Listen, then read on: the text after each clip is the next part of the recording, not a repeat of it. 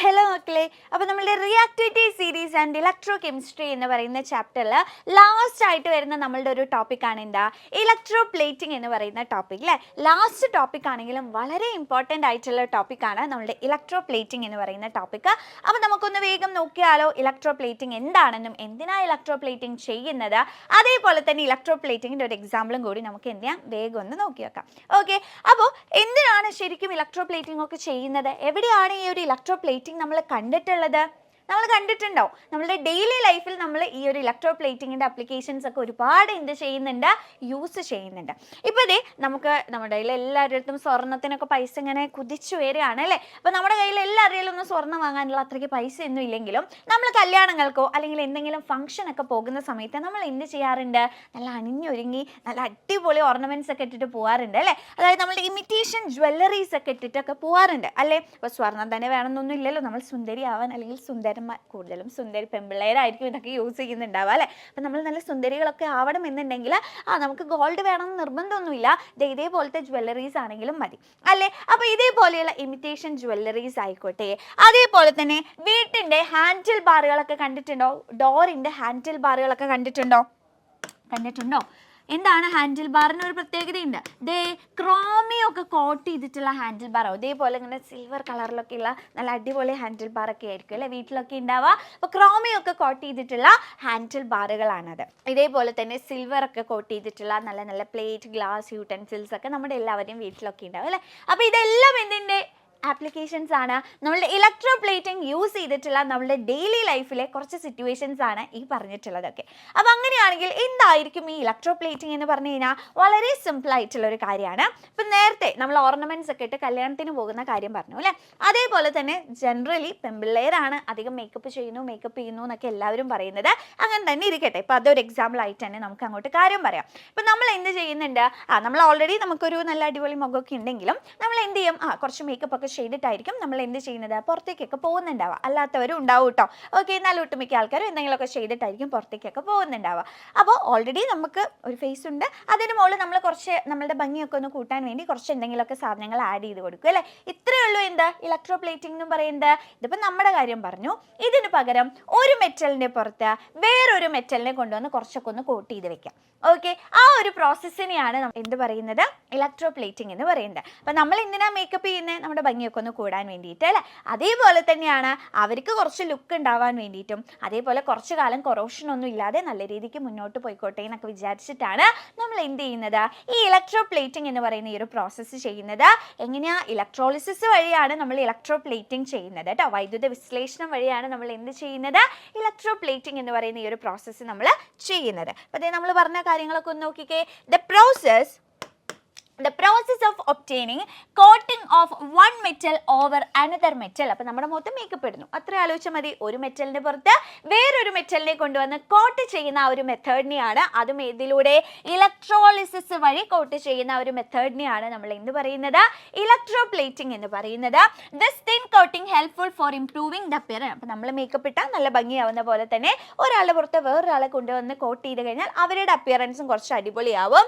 അതേപോലെ തന്നെ preventing metallic corrosion, അപ്പോൾ ലോഹനാശനം തടയുന്നതിനും കൂടി വേണ്ടിയിട്ടാണ് നമ്മൾ എന്ത് ചെയ്യുന്നത്, ഇലക്ട്രോ പ്ലേറ്റിംഗ് എന്ന് പറയുന്ന ഈ ഒരു പ്രോസസ്സ് നമ്മൾ ചെയ്യുന്നത്. അല്ലാതെ വെറുതെ ഇങ്ങനെ ഇരിക്കുമ്പോൾ നമ്മൾ ചെയ്യുന്നതല്ല കേട്ടോ. അപ്പോൾ ഈ ആപ്ലിക്കേഷൻസ് എന്താണ് ഇലക്ട്രോ പ്ലേറ്റിംഗ് എന്നും എന്തിനു വേണ്ടിയാണ് അത് ചെയ്യുന്നത് എന്നുള്ള കാര്യം ഇമ്പോർട്ടൻ്റ് ആണ്. മെറ്റാലിക് കൊറോഷൻ അല്ലെങ്കിൽ ലോഹനാശനം തടയുന്നതിന് വേണ്ടിയിട്ടും അതേപോലെ തന്നെ അവരുടെ അപ്പിയറൻസ് ഒക്കെ ഒന്ന് അടിപൊളിയാക്കാൻ വേണ്ടിയിട്ടുമാണ് നമ്മൾ എന്ത് ചെയ്യുന്നത്, ഇലക്ട്രോ പ്ലേറ്റിംഗ് ചെയ്യുന്നത്. അപ്പോൾ നോക്കിക്കേ, വൈദ്യുത വിശ്ലേഷണം വഴി ഒരു ലോഹത്തിനുമേൽ മറ്റൊരു ലോഹം ആവരണം ചെയ്യുന്ന രീതിയാണ് ഇലക്ട്രോ പ്ലേറ്റിംഗ്.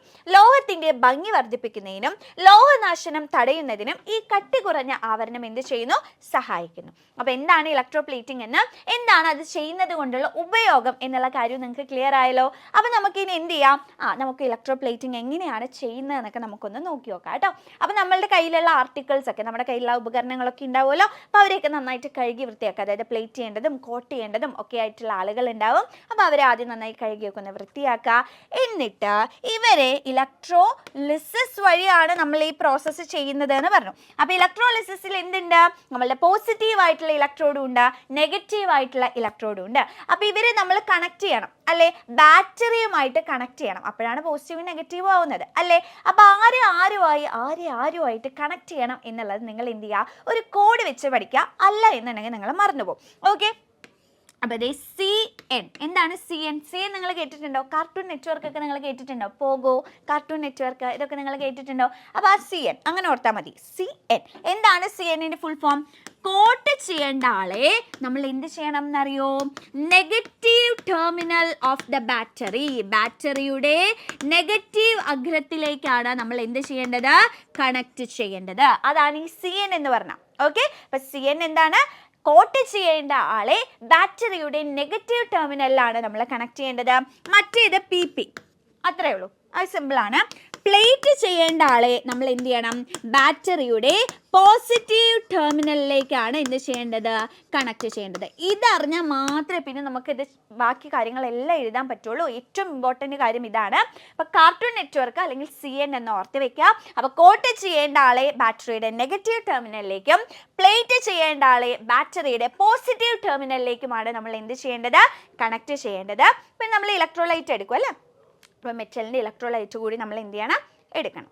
ഓക്കെ, അപ്പോൾ ഇത് ഇമ്പോർട്ടൻ്റ് ആണ്, ഓർത്ത് വെക്കുക. CNഉം PPയും ഇമ്പോർട്ടൻ്റ് ആണ്, ഓർത്ത് വെക്കുക കേട്ടോ.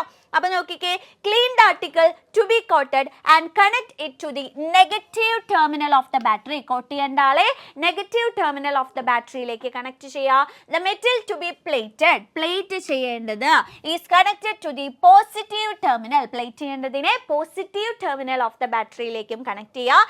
A salt solution of the metal to be coated, coat ചെയ്യേണ്ട ആളുടെയാണ് മെറ്റൽ സൊല്യൂഷൻ നമ്മൾ എടുക്കേണ്ടത്. ആ ഒരു മെറ്റലിൻ്റെയാണ് സൊല്യൂഷൻ, സോൾട്ട് സൊല്യൂഷൻ നമ്മൾ എടുക്കേണ്ടത്. അതാണ് നമ്മൾ എന്തായിട്ട് യൂസ് ചെയ്യുന്നത്? ഇലക്ട്രോലൈറ്റ് ആയിട്ട് യൂസ് ചെയ്യുന്നത്. അപ്പം നോക്കിക്കേ, ആവരണം ചെയ്യേണ്ട വസ്തു വൃത്തിയാക്കിയ ശേഷം ബാറ്ററിയുടെ നെഗറ്റീവ് ടെർമിനലിലേക്കും. അപ്പോൾ ഇവിടെയും അങ്ങനെ തന്നെയാണ് അല്ലേ. ദേ പൂശേണ്ട ലോഹം പോസിറ്റീവ്. അപ്പോൾ ദേ പാപ്പ എന്ന് പറയുന്ന ആ ഒരു കണക്ഷനില്ലേ. സോ എന്ത് ചെയ്യുക? അങ്ങനെ വെച്ചിട്ട് നിങ്ങൾ എന്ത് ചെയ്താൽ മതി? ഒന്ന് ഓർത്തിരുന്നാൽ മതി.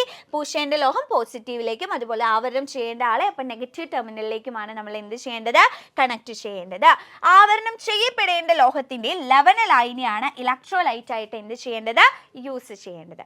ഓക്കെ, അപ്പോൾ അങ്ങനെയാണെങ്കിൽ നമുക്ക് എന്ത് ചെയ്യാം? ഒരു ചെറിയ ഇലക്ട്രോ പ്ലേറ്റിംഗ് ഒന്ന് ചെയ്ത് നോക്കിയാലോ.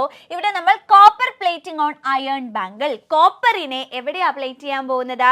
ഒരു അയൺ ബാങ്കിളിൻ്റെ പുറത്ത് നമ്മൾ കോപ്പറിനെ പ്ലേറ്റ് ചെയ്ത് സുന്ദരകുട്ടപ്പനാക്കി എടുക്കാൻ പോവാണ്.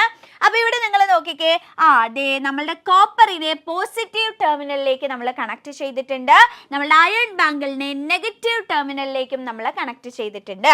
അപ്പം അങ്ങനെയാണെങ്കിൽ ഇതിൽ ആരാണ് ആനോഡ്, ആരാണ് കാഥോഡ്? ഒന്ന് പറഞ്ഞേ, ആരാണ് ആനോഡ് വരിക? ഇലക്ട്രോളിസിസിന്റെ കേസിൽ നേരെ തിരിച്ചാണ് അല്ലേ. പോസിറ്റീവ് ഇലക്ട്രോഡ് ആരാണോ അതായിരിക്കും ആനോഡ് വരുന്നുണ്ടാവുക. നെഗറ്റീവ് ആയിട്ടുള്ള ഇലക്ട്രോഡ് ആരാണോ അതായിരിക്കും കാഥോഡ് വരുന്നുണ്ടാവുക. ജസ്റ്റ് ഇതിൽ മാത്രമേ വ്യത്യാസമുള്ളൂ. നടക്കുന്ന റിയാക്ഷൻ അല്ലെങ്കിൽ പ്രോസസ്സിൽ ചേഞ്ച് ഒന്നുമില്ല. ആനോഡിൽ എന്താ നടക്കുന്നത്? ആനോഡിൽ എന്താണ്? ഓക്സിഡേഷൻ ആണ് നടക്കുന്നത്, അതായത് ഓക്സീകരണം. അതിലൊരു മാറ്റവും ഇല്ല കേട്ടോ. ആനോഡിൻ്റെ ആ ഒരു ചാർജുകൾ മാത്രമേ മാറുന്നുള്ളൂ. ഓക്കെ, അതേപോലെ കാഥോഡ് എന്ന് പറയുന്നത് അവിടെ എന്താ നടക്കുന്നത്? റിഡക്ഷൻ ആണ് നടക്കുന്നത്, അതായത് നിരോക്സീകരണം. ഓക്കെ, അപ്പോൾ ഇവിടെ ആനോഡ് പോസിറ്റീവ് ആണ്, കാഥോഡ് നെഗറ്റീവ് ആണ്.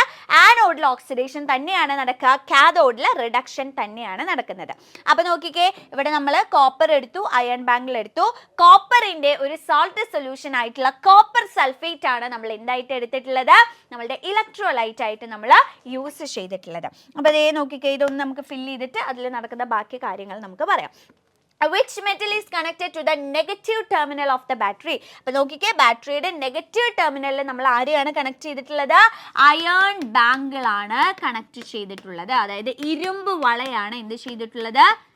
ഇരുമ്പ് വളയാണ് കണക്ട് ചെയ്തിട്ടുള്ളത്. Which metal is connected to the positive terminal of the battery? അപ്പോൾ നോക്കിക്കേ, പോസിറ്റീവ് ടെർമിനലിൽ നമ്മൾ കണക്ട് ചെയ്ത് ആരെയാണ്? നമ്മളുടെ കോപ്പർ റോഡിനെയാണ് കണക്ട് ചെയ്തിട്ടുള്ളത്. Copper road. ഓക്കെ, ചെമ്പ് ദണ്ട് അല്ലെങ്കിൽ കോപ്പർ ദണ്ട് നമുക്ക് പറയാം. Which solution is used as the electrolyte? ആരെയാണ് നമ്മൾ ഇലക്ട്രോലൈറ്റ് ആയിട്ട് യൂസ് ചെയ്തിട്ടുള്ളത്? കോപ്പർ സൾഫേറ്റിനെയാണ്, കോപ്പർ സൾഫേറ്റ് സൊല്യൂഷനെയാണ് നമ്മൾ എന്തായിട്ട് യൂസ് ചെയ്തിട്ടുള്ളത്? ഇലക്ട്രോലൈറ്റ് ആയിട്ട് യൂസ് ചെയ്തിട്ടുള്ളത്. ഓക്കെ, ഇനി ഇവിടെ നടക്കുന്ന റിയാക്ഷൻസ് എന്തൊക്കെയാണെന്ന് നമുക്കൊന്ന് നോക്കണ്ടേ? എന്തൊക്കെയാണ് നടക്കുന്ന റിയാക്ഷൻസ് വരുന്നുണ്ടാവുക? നേരത്തെ പറഞ്ഞ കാര്യങ്ങളൊക്കെ തന്നെ. ഓക്സിഡേഷൻ എന്ന് പറഞ്ഞാൽ നമുക്കറിയാം എന്താണ്? ലോസ് ഓഫ് ഇലക്ട്രോൺ ആണ്. ഇത് നടക്കുന്നത് എവിടെയാണ്? നമ്മളുടെ ആനോഡിലാണ്. ആനോഡിലാണ്. പക്ഷേ ഇലക്ട്രോളിസിന്റെ കേസിൽ ആനോഡ് എന്ന് പറയുന്നത് പോസിറ്റീവാണ്. അപ്പോൾ ഇവിടെ എങ്ങനെയായിരിക്കും ഓക്സിഡേഷൻ നടക്കുന്നത്? ഒന്ന് നോക്കിക്കേ. ഇവിടെ എങ്ങനെ നടക്കും? ഇവിടെ കോപ്പർ സൾഫേറ്റ് സൊല്യൂഷൻ ഉണ്ട് ഇല്ലേ? അപ്പോൾ ഈ കോപ്പർ സൾഫേറ്റ് സൊല്യൂഷൻ ആ ഇലക്ട്രിസിറ്റി ഒക്കെ പാസ് ചെയ്യുന്ന സമയത്ത് അതിൻ്റെ അയോൺസ് ഒക്കെ ആയിട്ട് മാറുന്നില്ലേ? ഏതൊക്കെ അയോൺസ്? Cu2+ അയോൺസും ഉണ്ട്, അതേപോലെ തന്നെ SO4 അയോണുകളും ഉണ്ട് ഇല്ലേ? അപ്പോൾ ഈ പ്ലസ് ചാർജുള്ള ആൾക്കാർക്ക് എപ്പോഴും അട്രാക്ഷൻ ഉണ്ടാവുക എങ്ങോട്ടാണ്? നെഗറ്റീവ് ചാർജിൻ്റെ അടുത്തേക്കാണ് അട്രാക്ഷൻ ഉണ്ടാവുക അല്ലേ? അപ്പോൾ അതായത് നമ്മളുടെ അയോൺ ബാങ്കിൾ എന്ന് പറയുന്നത് നെഗറ്റീവ് ആണ്. ഇവിടെ നെഗറ്റീവ് ടെർമിനൽ ഓഫ് ബാറ്ററിയുമായിട്ടാണ് കണക്ട് ചെയ്തിരിക്കുന്നത്.